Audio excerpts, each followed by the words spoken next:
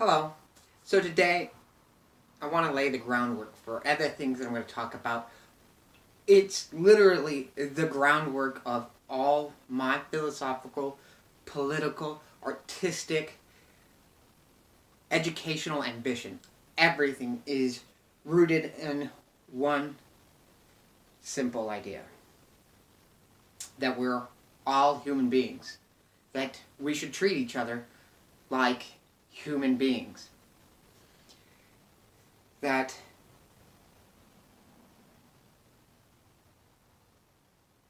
even not only that we should treat others like human beings, but that we should treat ourselves like human beings. And an example of this is when I think about myself or I think about another individual, I don't think about the clothes that they're wearing. I don't think about their political affiliation. I don't think about their sex. I don't think about their ethnicity. I don't think about their nationality. I don't think about their age. I don't think about the length of their hair. So on and so forth. First, foremost, I want to consider somebody, including myself, as a human being. Now, as some of you know, I have a learning disability. My sexual orientation is not heterosexual. I consider myself pretty out of cultural norms, a member of subcultures or a counterculture or a counterculture, whatever it is. I feel myself pretty on the fringes of normal discourse and philosophical placement and a number of reasons. The first and foremost thing that's important to me is I'm a human being. And I don't care if you disagree with my politics, my philosophies, my artistic choices, what I'm interested in learning or what I want to do for work. Like I said, you can hate me. But if you could treat me like a human being, you know what? We can have a freaking conversation. We can discuss. If you and me or anybody else can at least agree on the primary principle that we should treat all of humanity first and foremost as a human being with dignity, respect, compassion, then we're good. We could disagree about a lot of things.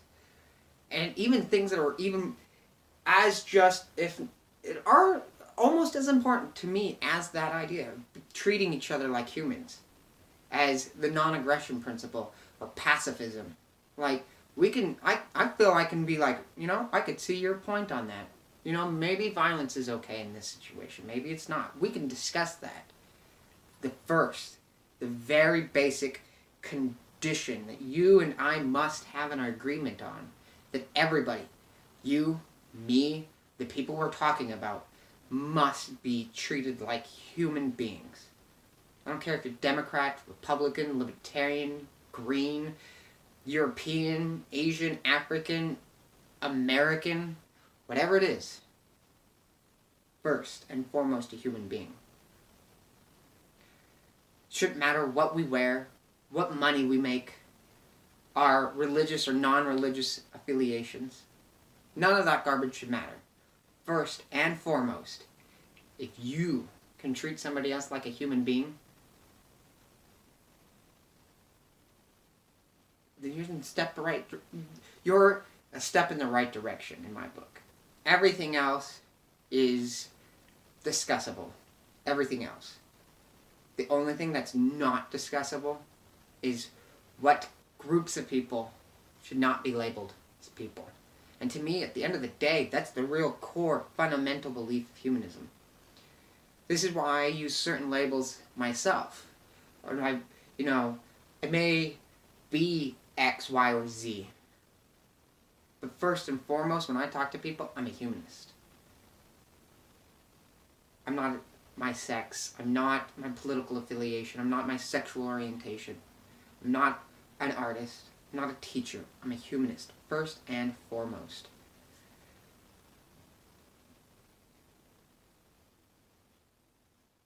Like,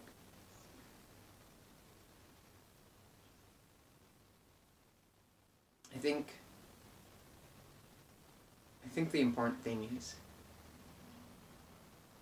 that we are patient with each other, that we understand that there needs to be context for anybody's decision that they make outside of our own head, that everybody faces troubles, that we all are just doing the best we can with what we've got. And yeah, some people have done mild to great atrocities. But you know what? At the end of the day, they're still a human being. They may be misguided on an ethical or moral position and have done horrendous things. And we can talk about what we do with people who do horrendous things. To the end of the day, they're still a human being.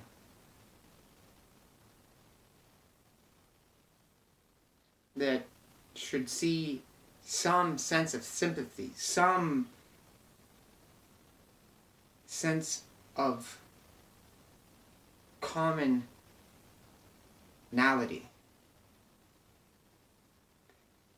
We should do our best to understand and prevent atrocities from happening. But if we distance ourselves even from these heinous individuals, we lose a bit of understanding of how we might be in ourselves put into a place where we could commit horrible, demonstrable, horrific atrocities. And I'm not trying to say we should just accept people's atrocities, or the crimes that they commit. But we should never lose sight that a human being is capable of both wonderful and meaningful and purposeful things that help advance humanity, but we're also capable of wanted destruction and horrible things. But on that note, we should be careful about moralizing, telling what other people what is good and what is bad. And even me making this video, I feel a bit moralizing, but I feel like this is an important foundation for me. I don't think it's good or bad to treat people like a human being. And I think even the idea of moralizing, the idea of humanizing somebody, is bad in itself. I think it should just be the default state. It's not a good or a bad thing. Morals are complicated. And it's individualistic. We all, on our own, decide what is good, what is bad. It is really ethics, the negotiation between individuals and groups, that we can discern this is what's acceptable and this is what's not acceptable. Good and bad are archaic concepts. It's about what's right for our group and what's wrong for our group. And that's an important distinction between morals and ethics. One is about what you think is good, maybe even a group of people think is good, and what's bad. And ethics is a group of people saying, this is what we consider to be beneficial for our group to flourish.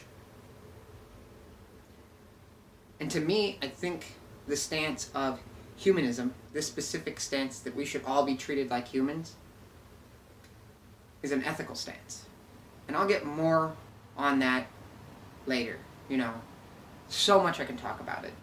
I really need to just condense everything into one text that will help me convey my thoughts easier. I can reference, oh, it's in this thing. And that's kind of what I'm trying to do with my blog.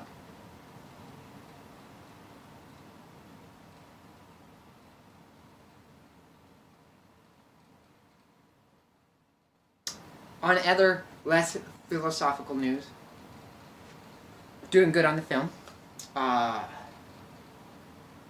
Went to a OMPA event, the Oregon Media Production Association, and got to meet some cool people, and really excited about where this film is going.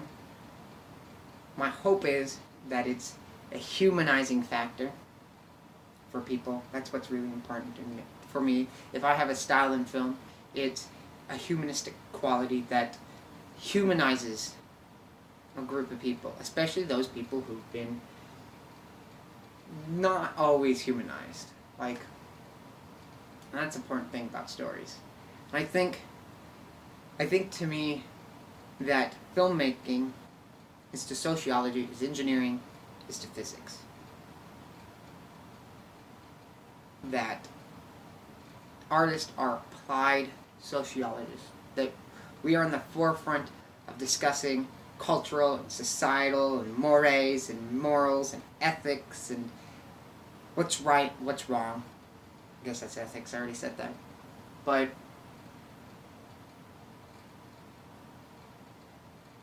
and to answer your question, why I'm naked? Because I have no distinguishing marks of anything besides myself. I am me. I am a human being. And that's all that's important, is I'm a human being. You're a human being. We're all human beings. Anybody who's watching this and comprehends this, and well, I guess that's most likely anybody watching this is a human being. Or you know what? If you can understand this and you can think about this, I think we can admit you to the human club. Like, I'm pretty sure. Like, but yeah, I'm a human being. First and foremost. And I wanted to show you that I'm just another human being. That this is what I'm made of. It's not the clothes that I wear, the affiliations that I belong to, the groups that I'm a part of, the culture that I'm a part of. I'm just a human being. And I'll see you next time.